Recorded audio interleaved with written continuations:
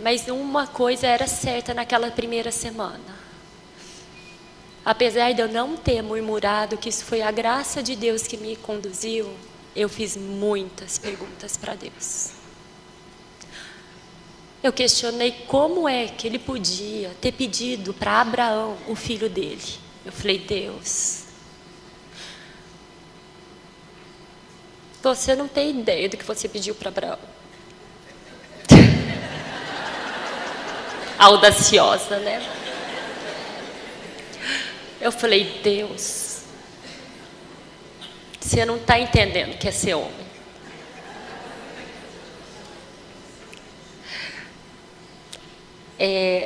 Acho que você perdeu o controle das coisas.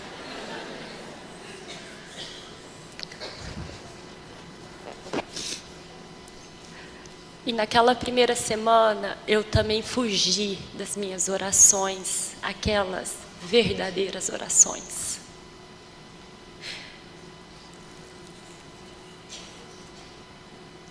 Porque, afinal de contas, eu consagrei minha filha antes de engravidar, eu consagrei ela durante toda a minha gravidez, eu consagrei a minha filha no dia que ela nasceu, todos os dias depois, quando ela estava com saúde.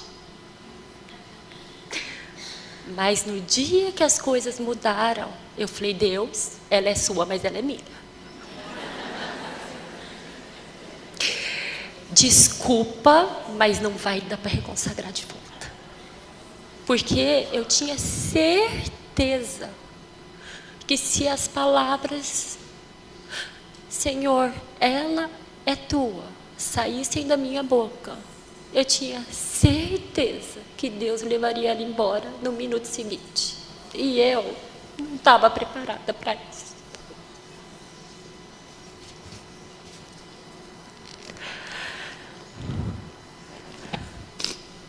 O medo, o pânico, o pavor, e aquilo foi crescendo dentro de mim de tal maneira que eu comecei a estender isso. Então eu começava a pensar, meu filho está na escola, meu Deus, ele vai cair lá do parquinho, vai bater cabeça.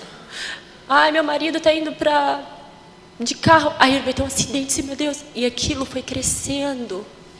E outras coisas da minha vida que estavam bem, que o Senhor estava cuidando, eu comecei a entrar em pânico.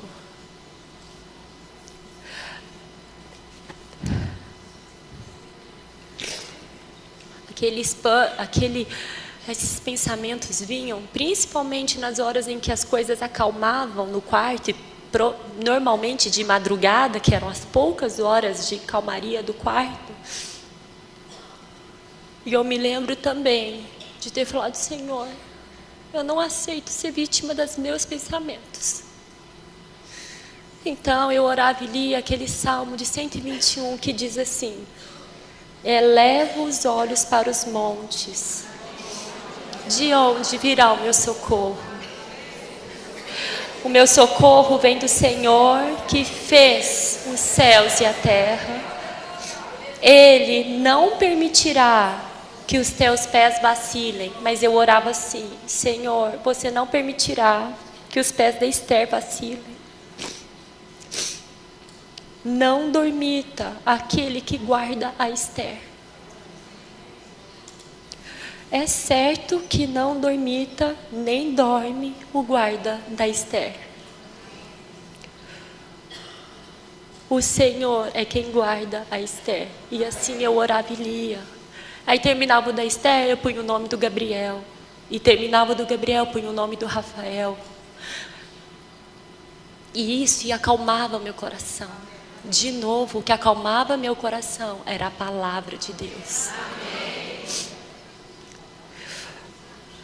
Eu sabia que Deus queria me purificar, mas eu não tinha ideia do que Ele queria me purificar naquele momento. E eu me lembro que meu avô dizia que nós, na vida, temos uma cota de lições. E assim como na escola, quando nós não passamos nas nossas provas, a prova vem de novo. Porque Deus quer alcançar algo em nós.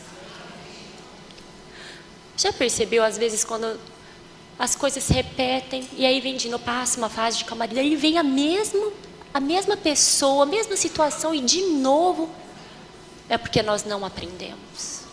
E Deus, infelizmente, precisa dar aquela prova de novo. E aí eu ajoelhei e falei, Senhor, eu aceito, se for disciplina, se for para crescimento, não sei para o que é, para me purificar, eu aceito. Mas é o seguinte, eu vou ficar nesse quarto de hospital, ou nesse tempo aqui, quantos dias o Senhor quiser. Mas eu não aceito ficar aqui mais nenhum minuto, porque eu não me dobrei a você.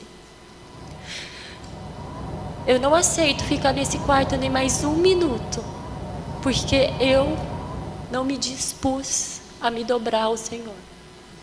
Mas me ajuda, porque eu não sei do que realmente o Senhor quer me purificar. Me ilumina. Avance em mim. E foram muitos dias fugindo de Deus. Muitos dias. Mais ou menos lá no 10º dia de internação, eu recebi o mesmo hino de 4 irmãos diferentes. E eu só tinha tempo para ler mesmo as mensagens mais à noite. Daí o primeiro que tinha mandado o hino, depois eu escuto, vou ler todas as minhas mensagens. Daí mais um pouquinho, nossa, o mesmo hino, tá bom, daqui a pouco eu escuto, vou ler todas as mensagens. Bom, no quarto eu falei, não, tá bom Deus, eu vou escutar agora, vou ler as mensagens depois. Mas esse hino mudou muita coisa na minha vida e trouxe muita luz. Esse hino dizia que Deus é Deus. Se Ele faz, Ele é Deus. Se Ele não faz, Ele também é Deus. Se Ele cura, Ele é Deus. Mas se Ele não curar, Ele também é Deus. Ele é Deus em qualquer circunstância. Irmãs, eu me lembro de ter ajoelhado no cantinho que tinha no quarto, ter pedido perdão para o Senhor, e fiz uma oração diferente. Eu confessei os meus medos. Falei, Deus, perdoa-me. Não é pelo que o Senhor faz, é pelo que o Senhor é. Eu quero experimentar quem você é. Senhor, eu tenho medo de te reconsagrar minha filha, porque eu tenho medo que você a leve embora. Eu tenho medo de como eu vou viver depois. E fui contando os meus medos para Deus, um após um. E o interessante de confessar, irmãs, é que Deus também foi me libertando de um a um dos meus medos. Não é só chegar para Deus e falar, Deus, cuida dos meus medos. Dê nome aos seus medos. Dê nome ao medo que você tem e por que você tem medo. Tenha uma conversa sincera com Deus, mudou tudo para mim naquela noite. Não sei quanto tempo eu fiquei.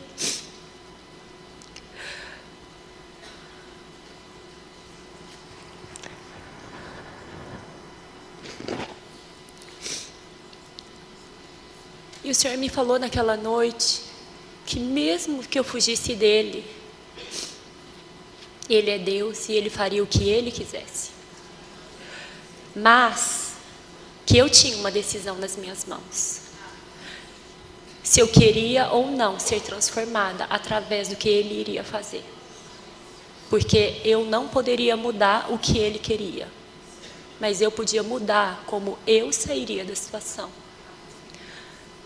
A nossa decisão não libera poder nenhum, mas a nossa decisão dá permissão para quem tem o poder fazer todas as coisas.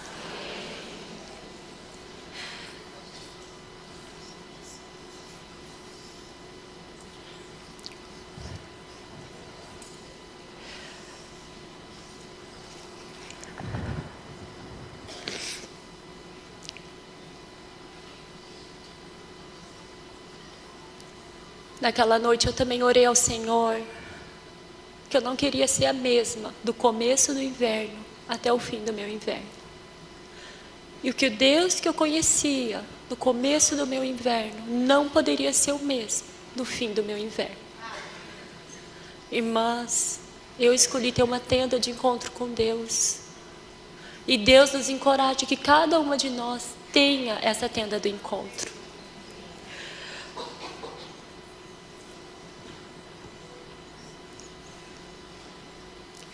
Logo depois, alguns dias depois, nós teoricamente estávamos caminhando para o fim do tratamento, no 14º dia, que é assim: se você toma esse remédio por 15 dias e não tem febre, você caminha para a última semana do tratamento. No 14º dia, a doutora Ana passou pelo quarto, viu a Esther estava ótima. Nós estávamos felizes, comemorando que a gente ia entrar no estágio final. Ela saiu do quarto. Nem 5 minutos depois, quando eu fui trocar a Esther, no mesmo local onde estava a drenagem, saiu uma substância marrom, muito esquisita, e estava pegando por todo o curativo aqui nas costas. Na hora eu chamei a enfermeira foi correndo, chamou a chefe da UTI.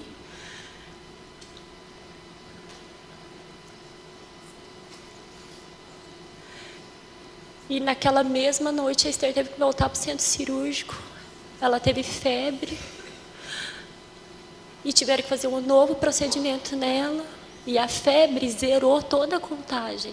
Era como se não tivesse tido tratamento nenhum. E eu me lembro de ter ido ao céu, ao inferno em 5 minutos. Porque quando a doutora Ana estava saindo do quarto, eu estava radiante. E quando eu voltei ao quarto, eu já estava desesperada.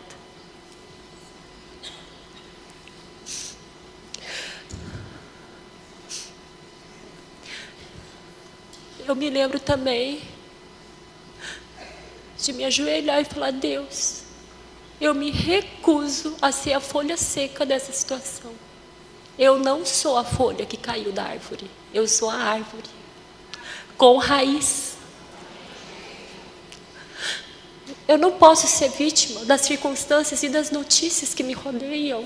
Eu me recuso a viver assim. Eu tenho um Senhor. Eu tenho pai, mas vivo como órfã. Naquela noite, eu orei ao Senhor que me desse a experiência de sentir paz, independente das circunstâncias. E Ele me fez lembrar de 2 versículos. Salmos 1:3, que diz: Ele é como árvore plantada junto à corrente das águas, que no devido tempo dá o seu fruto, e cuja folhagem não murcha, e tudo quanto ele faz será bem sucedido. É como árvore plantada. Essa palavra murchar, ela não murcha. Essa palavra murchar quer dizer que ela não afunda, ela não cai, ela não esmorece, ela não desfalece. E Salmos 1:3 diz: Ele é como árvore plantada junto à corrente de águas que no devido tempo... Não, é outro, desculpa, irmãs. Jeremias 17:8. Porque ele é como árvore plantada junto às águas, que estende as suas raízes para o ribeiro e não receia quando vem o calor. Mas a sua folha fica verde, e no ano de sequidão não se perturba, nem deixa de dar fruto. Essa palavra estender, no original, quer dizer direcionar. As nossas raízes, quem comandamos somos nós. Para onde eu e você temos direcionado as nossas raízes? Diz que a palavra receia é que nem percebe. Imagina vir uma situação e você nem perceber Porque você está plantada. E diz que não se perturba, quer dizer, não teme, não fica ansioso, não se preocupa, não fica com medo. E aquela noite eu orei e li esse versículo: Senhor, eu quero ser como essa árvore plantada junto às águas, que direciona as minhas raízes para o ribeiro, que não percebe, que não considera quando vem o calor, mas a sua folha fica verde. No ano de seguidão não teme, não fica ansiosa, não fica preocupada, não está com medo, nem tem pavor, nem deixa de dar fruto. O poder do inverno é também reconhecer que o verdadeiro e a única fonte é estar junto às águas.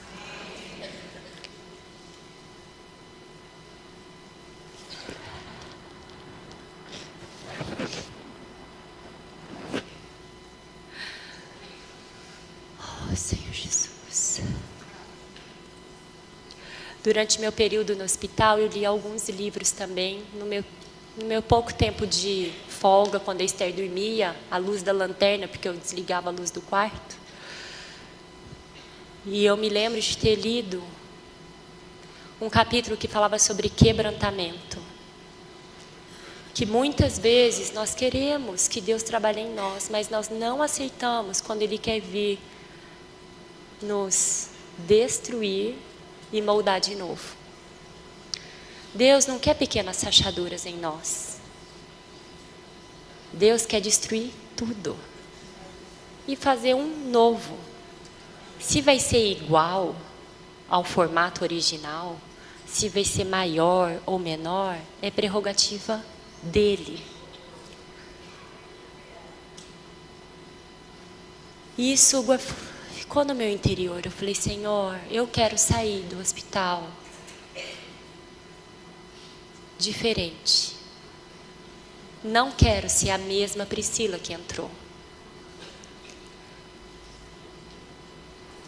E durante as orações, o Senhor também me fez tocar no amor de Deus.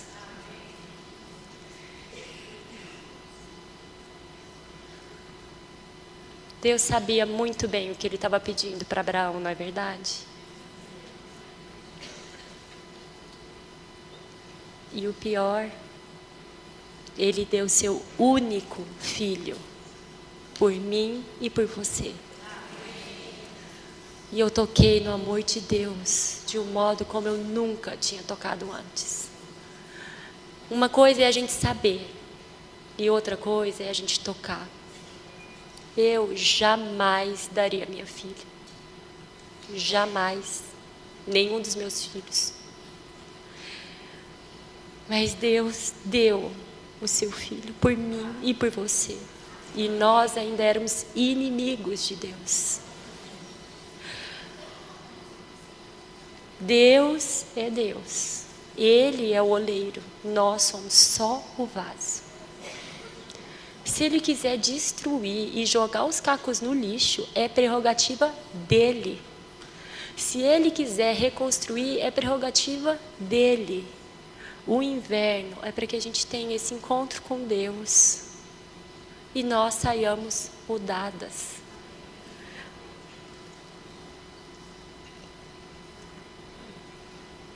Eu conheci um Deus que jamais conheceria na primavera ou no verão.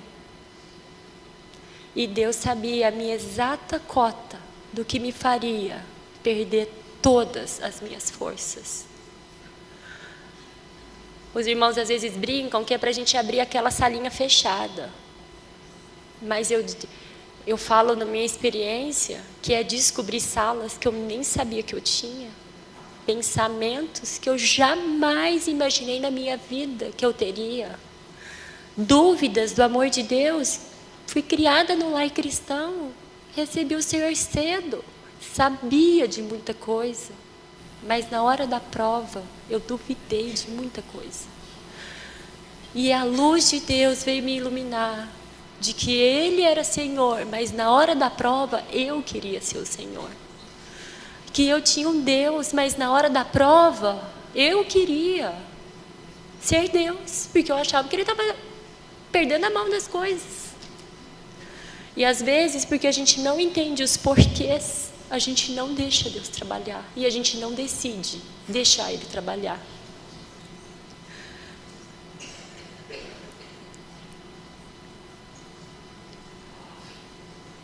Mas sabe o que acontece nesses encontros? Deus muda você e me muda. E quando nós tocamos no amor de Deus, tudo muda de perspectiva. Mostra quanto Deus é magnânimo e quanto eu sou pequena.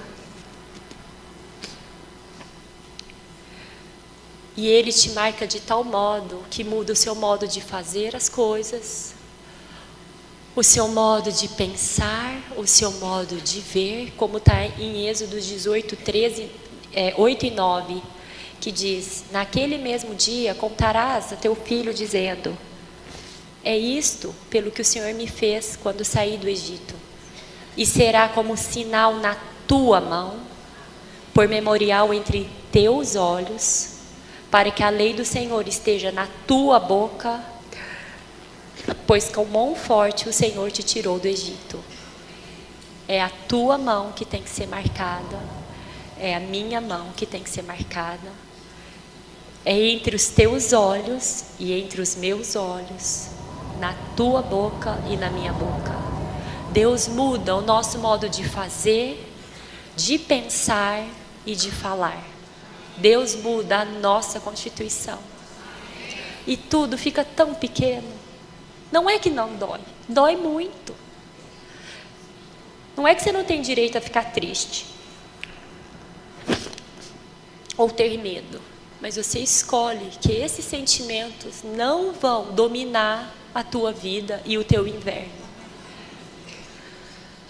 Em Apocalipse 2,17 também diz, eu amo esse hino: quem tem ouvidos, ouça o que o Espírito diz às igrejas.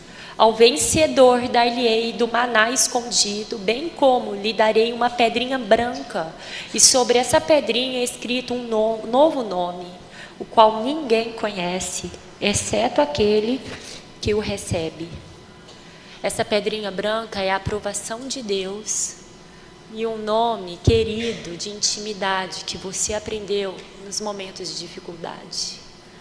Você tem, assim como um casal ou melhores amigas, tem às vezes apelidos carinhosos. Deus vai te dar um novo nome. Só Ele sabe como Ele te consolou. Só Ele sabe como Ele te carregou no colo. E só você sabe como foi receber esse abraço, como foi receber este cuidado.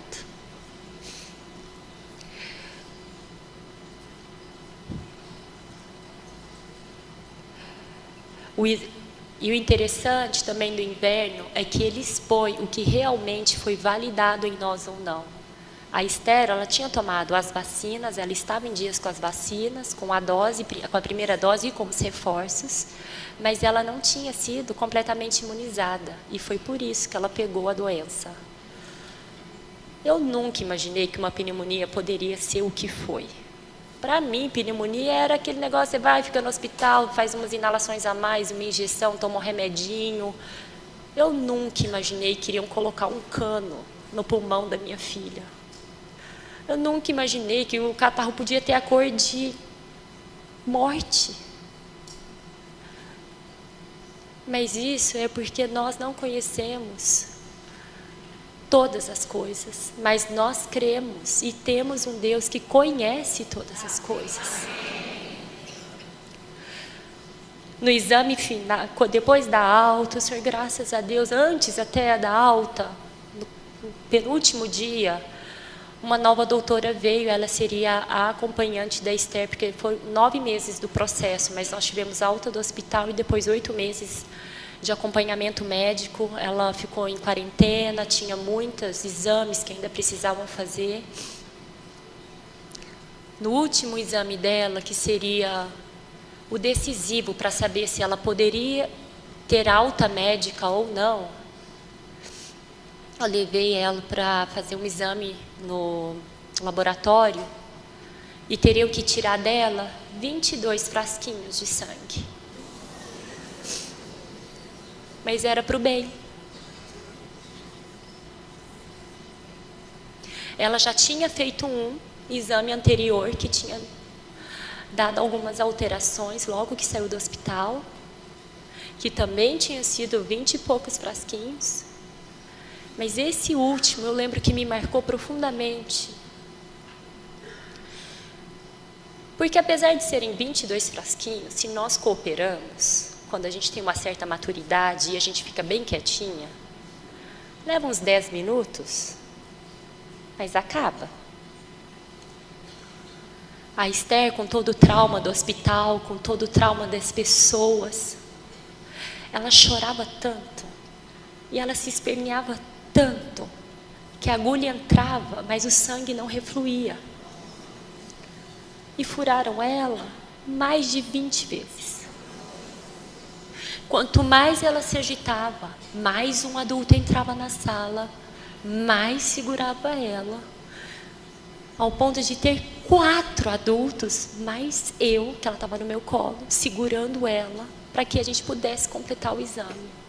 E seria o exame que daria alta para ela, se tudo desse certo. E eu lembro que eu fiquei nessa sala por quase 2 horas. E no final a gente conseguiu tirar só 6 frascos. E até as enfermeiras falaram, não, a gente vai conversar com o laboratório, a gente vai dar um jeito e ela vai fazer todos os exames que ela tinha que fazer, porque eram 22 frasquinhos, mas eram assim mais de 40 exames. E eu saí esgotada daquela sala, mas tão exposta diante de Deus, porque às vezes Deus só quer dar uma agulhadinha, porque Ele quer te dar alta, passar para uma nova fase, e você esperneia tanto, e eu esperneio tanto, e eu brigo tanto, que tem que entrar um outro adulto para segurar, e aí esperneio mais, e aí tem que entrar outro para segurar, daí você esperneia mais e grita, e outro para te segurar.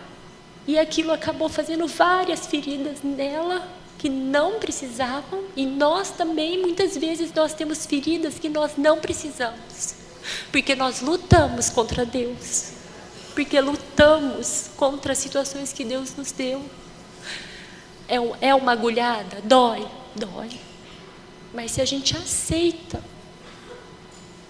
se a gente permite que esse exame seja feito, pode te dar alta. Eu lembro de ter saído esgotada e tão exposta daquela sala de laboratório. Falei, Senhor, quantas vezes eu sou assim, do jeitinho que a Esther foi, ou pior. Ela fez isso, porque é claro,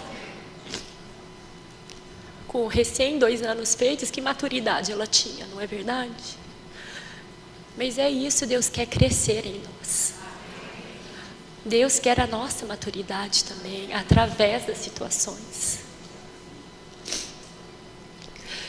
E sabe o que acontece, irmãs?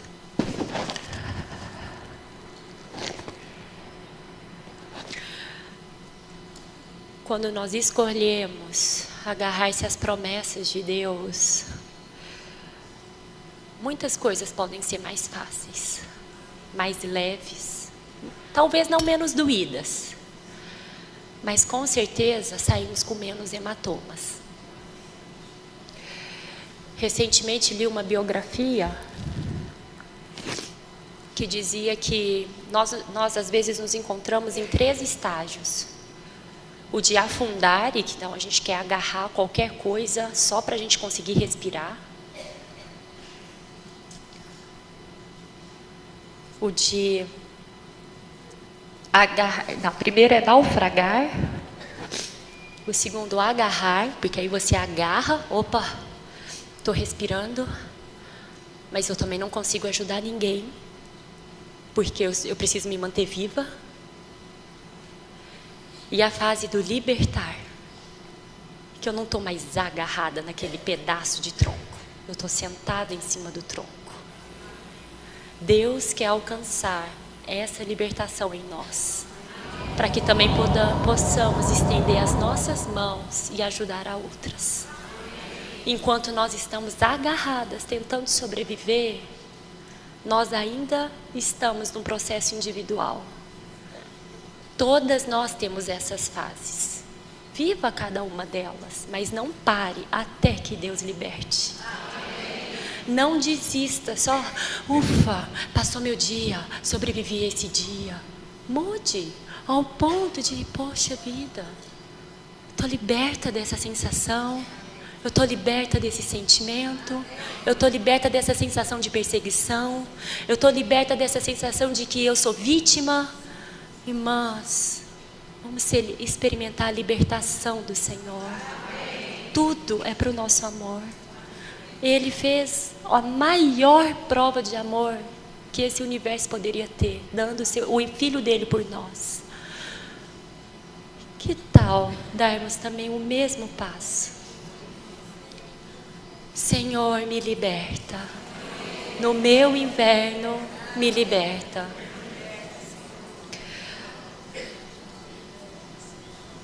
E aí, sabe o que acontece? Um novo ano vem. É gostoso ter um ano novo. Quando foi a última vez que você teve um réveillon com Deus? Será que entra ano e sai ano, mas nossa vida espiritual está na mesma pegada? A gente está assim, você se sente às vezes naquela rodinha do hamster? Correndo, correndo, correndo, correndo, sem sair do lugar? Às vezes eu me pego assim. Nossa, vem situação, a mesma rodinha, não é possível. Na Bíblia existem muitos e muitos versículos falando sobre o ano, o primeiro dia no primeiro mês do ano. No primeiro dia do primeiro mês do ano, Deus tirou o povo do Egito. No primeiro dia do primeiro ano, Deus estabeleceu a santificação do templo. No primeiro dia do primeiro ano, Deus mandou purificar e santificar o templo, levantar o tabernáculo, partir da Babilônia. São todos versículos baseados em primeiro dia do primeiro mês do ano. Queridas irmãs, Deus quer ter conosco primeiros dias de primeiros meses do ano. Um 1º de janeiro na nossa vida com Deus. Não importa quantos anos a gente esteja, vem o inverno, é para purificar. As feridas mostram o nosso interior, as feridas mostram os nossos reais sentimentos, quem nós realmente somos. Mas uma coisa que é o primeiro dia do ano, comemora uma nova fase com Deus, com crescimento.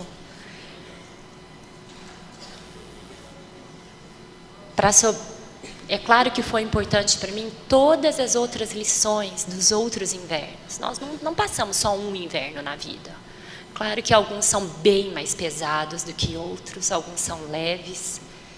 Mas o importante é que a cada inverno a gente tenha um encontro com Deus. Há uma tenda do encontro em cada estação, inclusive no inverno. Novos ciclos virão,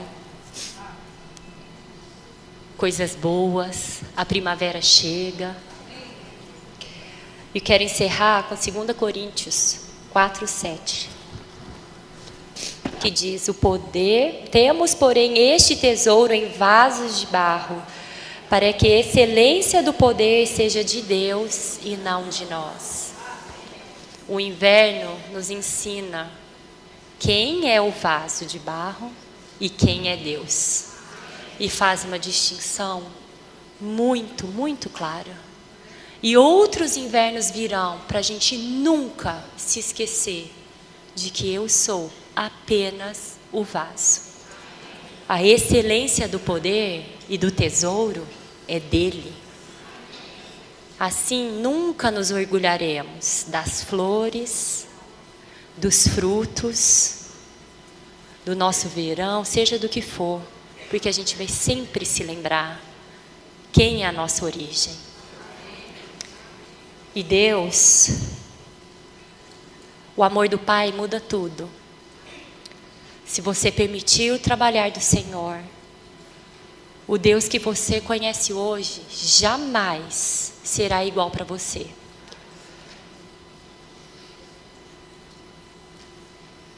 Os seus encontros lhe darão uma nova intimidade com Deus, um novo nome, uma fé mais pura e um novo ano. Pessoas que já passaram por muitas e muitas provações, eu tenho lido muitas biografias de grandes homens de Deus, e uma coisa é certa dentre eles: apesar de ninguém pedir as situações difíceis, os que realmente se encontraram com Deus não gostariam nunca de voltarem a ser quem eram antes. Irmãs, que nós nunca sejamos dia após dia a mesma pessoa. Dentro da sua experiência do seu inverno, ano após ano, tenha novas memórias e novas experiências com Deus, novos encontros, novos nomes que ninguém conhece. Somente Deus e você. Tenha novos encontros com Deus.